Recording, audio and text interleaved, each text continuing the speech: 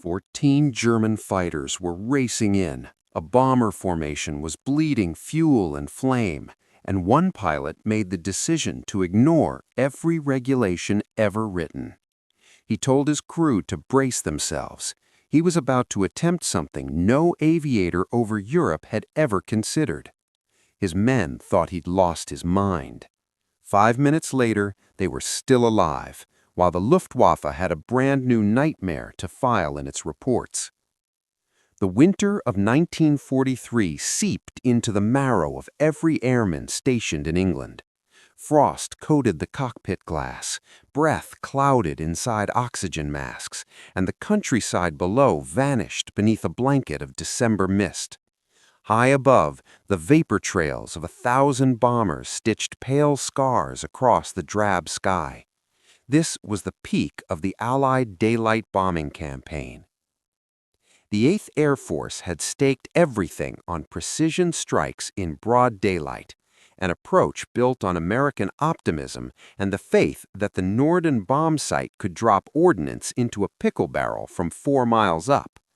On paper, massed B-17 flying fortresses would sweep across occupied Europe, tear apart the German war machine, and return home wrapped in the protective firepower of their own formations. In reality, it was a massacre. German fighters smashed into the bomber streams with calculated, disciplined fury.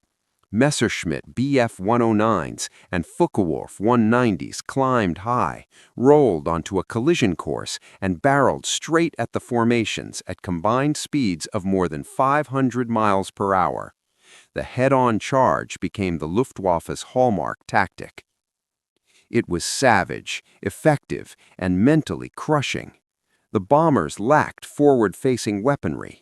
Their nose turrets carried twin 50-caliber guns, but the gunners had only a heartbeat to aim, fire, and pray before the attackers blasted past or straight through the formation. Most B-17s never landed a meaningful hit before being torn apart. Everyone understood this, gunners, pilots, and their German opponents. By December, some missions lost more than a fifth of their aircraft. Entire units simply vanished over the Ruhr or the rail hubs near Schweinfurt. Crews completed their tours with the mindset of prisoners marking the days on a wall, flying on because quitting wasn't an option, even though survival felt like a dice roll. Into this hell arrived thousands of young Americans who had never fired a shot in anger. Farm kids from Iowa, auto workers from Detroit, college students who dropped out or were drafted into a conflict that forced them to strap into aluminum shells and fly straight into a blizzard of gunfire. They learned tight formation flying, oxygen discipline, and how to operate weapons with fingers numb from cold. But no one taught them how to survive a head-on assault. There was no handbook, just grim acceptance and luck. The 8th Air Force experimented, closer formations, tiered altitude stacks, escort fighters when possible, but in late 1943, the P-47s and P-38s lacked the range to accompany the bombers deep into Germany. So the bombers pressed on alone into the heart of the Reich, and the Luftwaffe waited. The soundscape was overwhelming and surreal. The steady howl of Wright Cyclone engines, the clatter of turrets swinging on their bearings, the rapid-fire radio calls as crews spotted threats, and then the piercing shriek of diving enemy fighters. 20-millimeter cannon shells slammed through metal, engines burst into flame, men were hit, and sometimes everything went eerily silent as a damaged bomber peeled away, beginning its long, fatal drop toward the ground. This was the crucible into which First Lieutenant James Howell flew his 23rd mission. James Howell Howard hardly looked like someone who would reinvent air combat. Reserved, methodical, more thinker than talker, he had been born in Canton, China to 1913 to missionary parents. His childhood was spent amid unfamiliar languages, constant movement, and the unpredictability of life far from home. His father ran a medical mission, his mother taught school. Howard grew up watching people improvise solutions with whatever they had and without any safety net. He returned to America for college, began pre-med studies at Pomona, but flying pulled him harder than biology ever could. In 1937, he left school to join the Navy as an aviation cadet. He failed to qualify, not because he lacked ability, but due to a minor medical issue that grounded him. For most, that would have been the end, but Howard pressed on. He went to China and joined the American volunteer group, the Flying Tigers, in 1941, just before Pearl Harbor. Under Claire Chennault, he flew Curtiss P-40 Warhawks in Burma and southern China, battling Japanese fighters and bombers. The AVG fought under impossible conditions, always outnumbered, lacking spare parts, with no reinforcements and no margin for mistakes. Survival required creativity, aggression, and thinking ahead. Howard excelled. He mastered the P-40's dive speed, durability, and ability to take punishment. He learned how to lure enemies into traps, how to hide in sun glare and cloud layers, and how to avoid anything resembling a fair fight. In half a year, he earned 6 confirmed kills and became one of the unit's most dependable pilots. When the AVG dissolved in mid-1942, Howard returned to the U.S. and joined the Army Air Forces. He assumed he would go back to the Pacific. Instead, he was assigned to the 8th Air Force and sent to England as part of the 354th Fighter Squadron within the new 355th Fighter Group.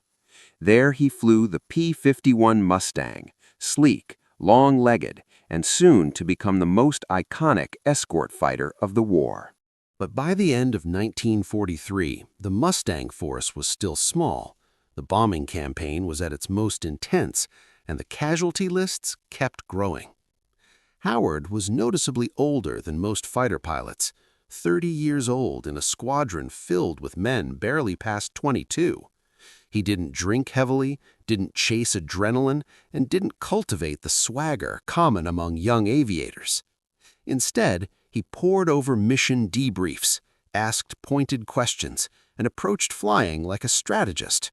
He thought in terms of systems, how German fighters maneuvered, how bomber formations breathed and shifted, where openings appeared. His squadron mates admired him, even if they couldn't quite fathom him. He wasn't loud or flamboyant, he was steady, rational, and possessed a kind of quiet fearlessness that came from calculation rather than bravado. Watching him in combat was like watching someone solve a complex equation while under fire. On January 11, 1944, Howard was assigned to escort a formation of bombers heading for industrial targets near Oschersleben in central Germany. It was an extreme-range operation. The escort fighters had barely enough fuel to reach the bombers, cover them during the most dangerous stretch, and then turn back toward England before their tanks hit empty. Howard lifted off in the cold dawn, joined his flight, and climbed toward the endless chain of bombers. He had no way of knowing that less than an hour later he would find himself completely alone over Germany, forced to make a decision no training manual anywhere had anticipated. The mission began to unravel about 20 minutes from the target. A blanket of clouds thickened over the North Sea. Visibility sharply dropped. Radio discipline broke down as formations struggled to keep visual contact. The bomber stream stretched thin, lost its tight structure, and became exposed. That was when the German fighters appeared. Flights of 4 or 6 rising out of the murk, sliding into position ahead of the bombers. The Luftwaffe had turned interception into a deadly ballet. Their fighters climbed above and in front of the formation, rolled inverted, and dove straight through the bomber boxes nose first. At such closing speeds, the gunners had barely an instant to react, and the combined firepower of multiple German aircraft focused on a single bomber often shattered it in moments. The P-51 escorts moved to engage. Dogfights exploded across the sky. Pilots left their stations to protect bombers under fire or pursue enemy fighters breaking away. Within minutes, The escort formation dissolved into a storm of individual engagements. Howard's flight became entangled with a group of Focke-Wulf 190s. He fired when he could, maneuvered constantly, and desperately tried to keep the enemy away from the bombers. But the numbers didn't add up. There were far more German fighters than escorts. Fuel was already becoming a serious issue. Every burst of power, every evasive maneuver cost precious minutes of endurance they didn't have. Then, Howard spotted something that made his blood run cold.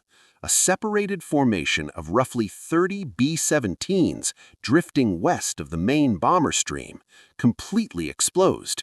No escorts were anywhere near them.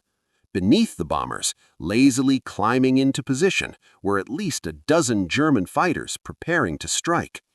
Howard checked his fuel. He checked his location. He tried to reach his flight on the radio. Nothing but static. He scanned the sky for friendly fighters. None appeared. Those bombers had only moments before the first attack run began. If Howard turned back now, he had a chance of making it home. If he attacked, he would be alone against more than 10 enemy fighters. Even if he survived the initial dive, the Luftwaffe would overwhelm him once they realized he was the only defender. There was no doctrine for this, no training scenario. It came down to a brutally simple choice: leave the bombers to their fate or fight alone. Howard shoved the throttle wide open and dove toward the threatened formation. The German fighters had not begun their run yet. They were still aligning, still coordinating, still shaping the perfect angle of attack. Howard knew he had one fleeting advantage: surprise. No one expected a lone Mustang to challenge an entire interception group. He closed fast. The B-17s grew enormous in his windscreen. He could see their gunners tracking movement, the ball turrets turning, the entire formation tightening instinctively as they sensed danger below. Then the first German flight broke into its attack dive. Howard rolled in hard, pulled ahead of the diving fighters, and fired. His bursts sliced across the sky and clipped the wing of a Messerschmitt. It peeled away, smoking. The others scattered. For a moment, confusion spread through the formation. One escort shouldn't have mattered, but Howard wasn't flying like a normal escort. He flew like someone who understood every angle of attack, every blind spot, every second of timing. The Luftwaffe regrouped and came at him again. Head-on assaults, broadside passes, diving slashes from above. Howard countered each attack with bursts of fire and rapid maneuvers. He refused to dogfight. He didn't chase fleeing fighters. He remained glued to the bombers, forcing the Germans to deal with him before they could reach their targets. And then he did something unthinkable. Howard steered his Mustang into the center of the bomber formation itself. Fighter doctrine in 1943 was unambiguous. Escorts stayed outside the bomber boxes. They patrolled the flanks, high cover, and approach routes. They intercepted threats before they reached the heavies. Close escort was considered passive and ineffective. No fighter pilot slipped inside the bomber formation. The risks were extreme. B-17s flew wingtip to wingtip with almost no margin for error. Prop wash and slipstreams created unseen walls of turbulent air. A fighter caught in that chaos could lose control, collide with a bomber, or get shredded by friendly fire. Bomber crews were trained to shoot at anything that wandered too close. Bomber crews were trained to fire at anything that moved too close. Friend or enemy, it didn't matter. Fast and near meant danger, and they acted accordingly. But Howard understood something that the doctrine writers had overlooked. The German strategy of head-on attacks required an open lane. Their fighters needed a clean, straight approach path, high velocity, and a clear view of their targets. If a defending fighter placed itself directly in front of the bombers, exactly where the Germans should have been lining up, the attackers were forced into a terrible dilemma. They could either abort their run or gamble on a head-on collision with an armed Mustang closing at a combined speed of more than 600 miles per hour. Howard eased his P-51 into the front rank of the bomber formation. He pulled back on the throttle until his speed matched the lumbering B-17's. Settling just ahead of the lead fortress, slightly low and dead center, he became a dark silhouette between the bombers and the oncoming threat. Inside the B-17's, the crews noticed him instantly. They weren't sure what to make of his presence. Some believed he'd become disoriented. Others worried he'd been hit and was preparing to ditch near the formation. A few wary gunners instinctively trained their guns on him, waiting to see if he was friend or a danger. Then the Germans struck again. 2 Messerschmitts dropped from the high left position, 11 o'clock, diving straight at the formation with their cannons armed. They had a perfect vector. The bombers couldn't dodge, their formation was locked tight. Everything about the attack was textbook, but Howard was in their path. He held his place until the very last heartbeat, fired a quick burst, and then snapped left. The lead German pilot flinched and rolled out of his dive. The wingman copied him. Neither of them followed through. The Mustang's position made the attack too perilous. A single defender had disrupted the entire pass. Howard climbed, rolled back around, and slid once more into his spot in the lead element. This time, the bomber pilots understood. He wasn't lost. He wasn't disabled. He was turning himself into their shield. The Germans regrouped and switched tactics.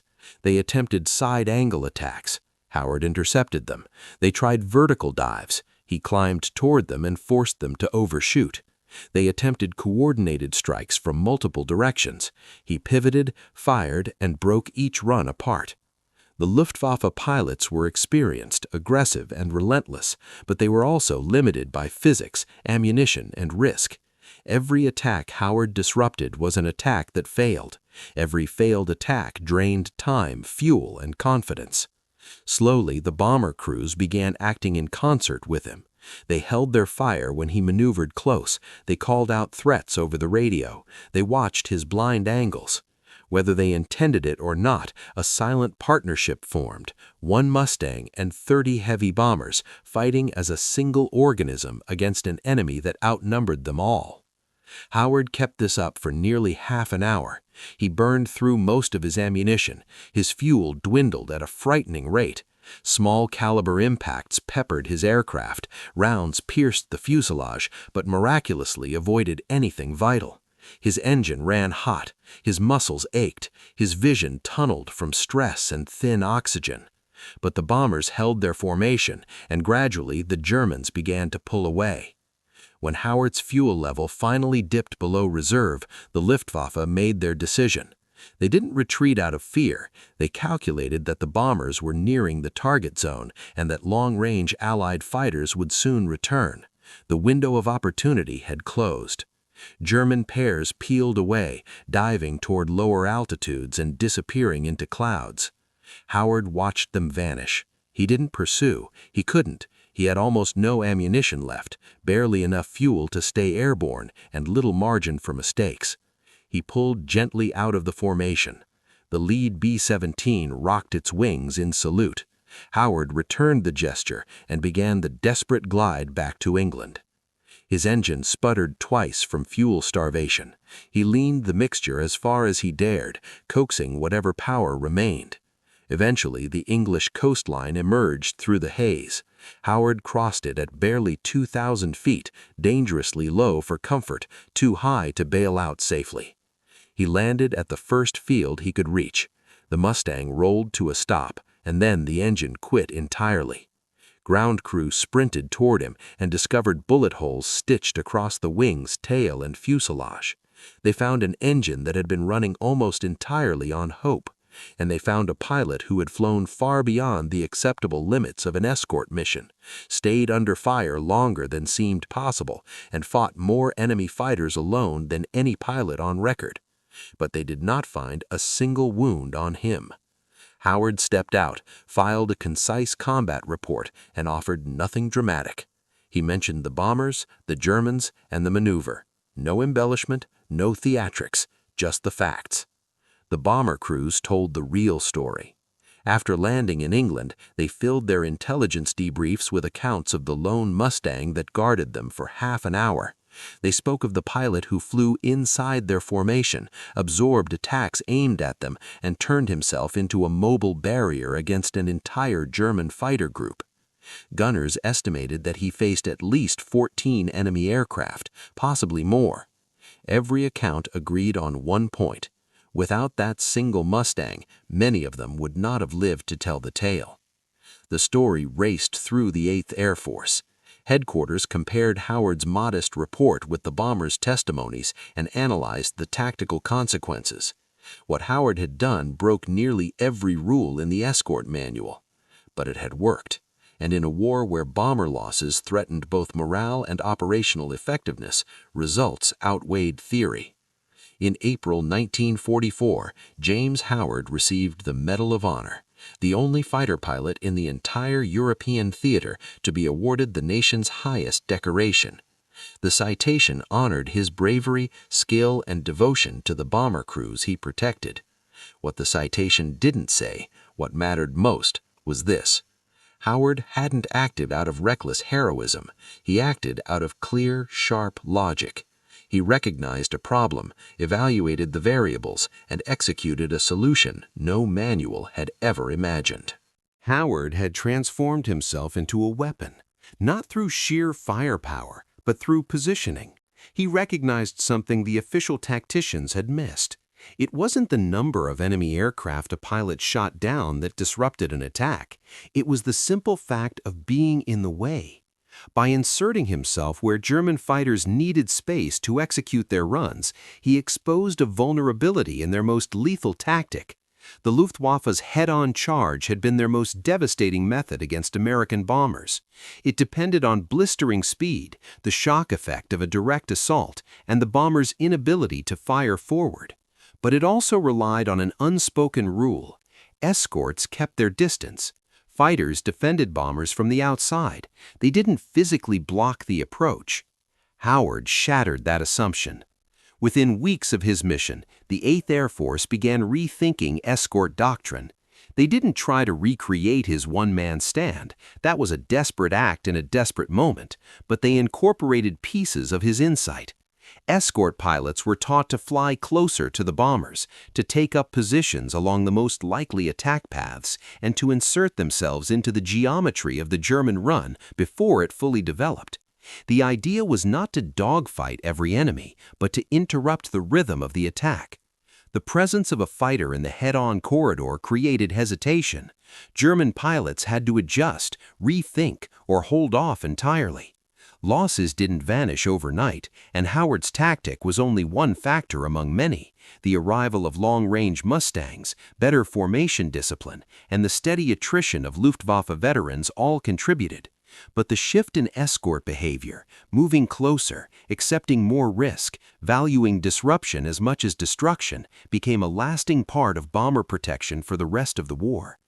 Bomber crews felt the difference immediately. The sky looked a little less lethal, morale strengthened, and they spoke of Howard's mission as proof that a single fighter, placed at exactly the right moment and the right point in space, could alter the fate of dozens. The Germans noticed too. Captured Luftwaffe pilots later reported encountering American fighters that refused to abandon the bombers, fighters that clung tight even when under fire, fighters that made the carefully timed head-on runs far harder to coordinate. The tactic didn't eliminate interceptions, but it dulled their edge, and in a long war where every marginal advantage mattered, that was enough. Howard kept flying. He completed more missions, trained younger pilots, and continued refining the thinking that had saved the isolated formation.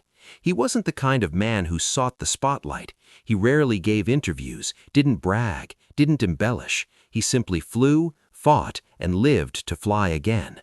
By war's end, he was credited with 6 kills in Europe, added to the 6 he'd scored with the Flying Tigers.